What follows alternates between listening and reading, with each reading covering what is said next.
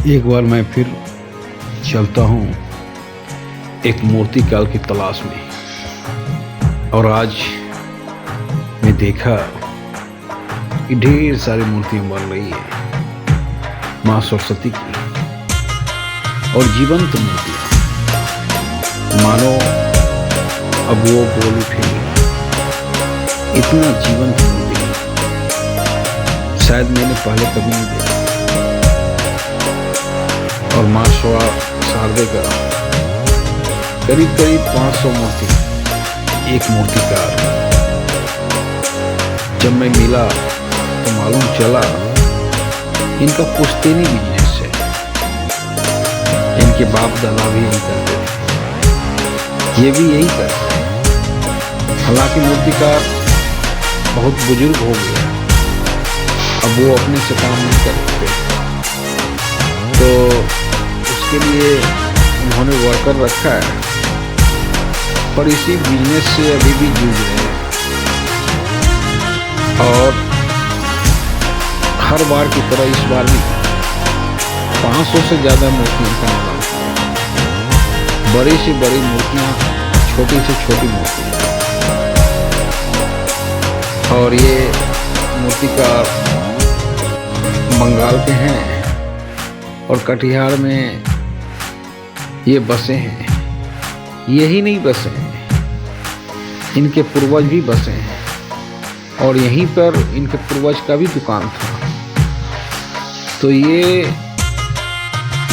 पूर्वज का बिजनेस है, मतलब ये कई एक पुश्तों से चली आ रही बिजनेस है, और ये एक अच्छा रोजगार का साधन है। मुलाकात के दौरान मालूम हुआ कि ये मूर्तियाँ सिर्फ सरस्वती माँ का ही नहीं यहाँ बनता है, यहाँ ढेर सारी मूर्तियाँ बनती हैं। माँ दुर्गे का, माँ काली का, ब्रह्मा विष्णु महेश, जितने भी धर्म से जुड़े, या कभी कभी तो स्टैचू का भी ऑर्डर आता है। तो ये बहुत ही कर्मठ मूर्तिकार, और सचमुच एनाटॉमी देखने से लगा कि पूर्णतः एनाटॉमी में काम किए हैं, और मेरा दिल तो भाग हो गया, क्योंकि मैं पहले भी गया था जब पुआल बांधा जा रहा था, तब उतनी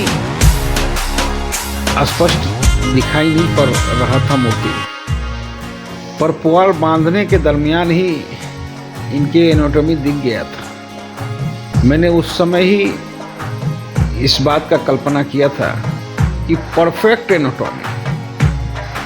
और आज जब मैं पहुंचा दुकान पर, जो कटिहार के रामकृष्ण मिशन स्कूल के बगल में है इनका दुकान, तो देख के दिल बाग हो गया। सचमुच इतनी परफेक्ट एनाटॉमी संभवतः मैंने कल्पना नहीं किया था, पर मेरी कल्पना से भी परे थी। और मानो माँ सरस्वती अब बोल उठेगी, वैसे माँ सरस्वती की पूजा 14 तारीख को है, और मूर्तिकार 2-3 दिन बाद से रंगना स्टार्ट करेगा, और अभी भी मूर्ति बहुत ही सजीव दिख रही है। मूलतः हमें तो इसी अवस्था में मूर्ति बहुत अच्छी दिखती है। जब मिट्टी के रंग में मूर्ति होती है तो मूर्ति आर्टिस्टिक दिखती है, और जब कलर में मूर्ति चली जाती है तो मूर्ति कमर्शियल हो जाता है। और एक आर्टिस्ट का सबसे पसंद कलर में मूर्ति को देखना होता है, मिट्टी में मूर्ति को देखना होता है। सचमुच आर्टिस्टिक मूर्ति है, और ये बहुत बड़ा रोजगार का साधन अभी भी है, जीविका उपार्जन का साधन है। हमें तो देखकर इतना आश्चर्य हुआ कि 500 मूर्ति का निर्माण 3 से 4 आदमी मिलकर कर लेते हैं। संभवतः ये काबिल तारीफ काम है। मानो दिन रात की मेहनत, इनके लिए कोई ठंडी नहीं। ठंड के बावजूद भी मूर्तिकार जुटे रहे अपने कामों में, और इसी का परिणाम है कि आज 500 से 600 मूर्ति बनकर तैयार है। 3 से 4 दिन में मूर्ति की रंगाई भी हो जाएगी और मूर्ति की ड्राइवरी भी हो जाएगी। 13 तारीख को हर मूर्ति चले जाएगी, जिसका मूर्ति है तो काबिल तारीफ काम। और मानो मूर्ति अब बोल उठेगी। इतने देवी देवता के आलोचना के बावजूद भी कोई भी फर्क नहीं पड़ा है। उतनी ही संख्या में पूजा हो रही है जितनी संख्या में पहले होती थी। संख्या बढ़ रही है, घटी नहीं है। हमारे सनातन धर्म पर समय समय पर कटाक्ष होते रहे, और सिर्फ हमारे सनातन धर्म पे ही कटाक्ष होते हैं। और ये कटाक्ष अपने ही आदमी करते हैं, सनातन धर्म के लोग ही करते हैं, कोई दूसरा लोग नहीं करते। पर उन्हें ये समझ नहीं है कि ये पूजा रोजगार का भी एक साधन है, जीविका उपार्जन का भी एक साधन है। वे अपने राजनीति रोटी सेकने के लिए कटाक्ष करते हैं ताकि समाज बढ़ जाए और हमारे वोट सुरक्षित रहे। वो ये नहीं देखते कि किसी की रोटी का साधन है, रोजगार का साधन है, इस पर कटाक्ष नहीं करना चाहिए।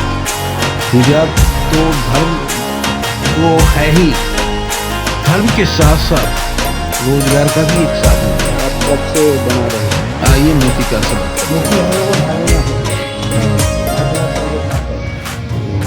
आपके गुरु हाँ, उनका पुश्तैनी बिजनेस है। और आप कब से सीखे? यहाँ से हमें 25 साल हो गया।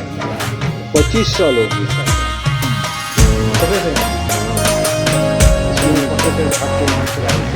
जैसे कि आप परफेक्ट एनाटॉमी, ठीक है, मतलब और सब जगह मूर्ति भी जब देखते हैं तो परफेक्ट एनाटॉमी नहीं होता। तो आपके गुरु बहुत जानकार आदमी हैं। उनके पिताजी भी पुश्तैनी बिजनेस है। और आपका घर कहाँ है? लोहिया नगर। अब जैसे कि सरस्वती पूजा समाप्त हो जाएगा तो उसके बाद क्या करेंगे?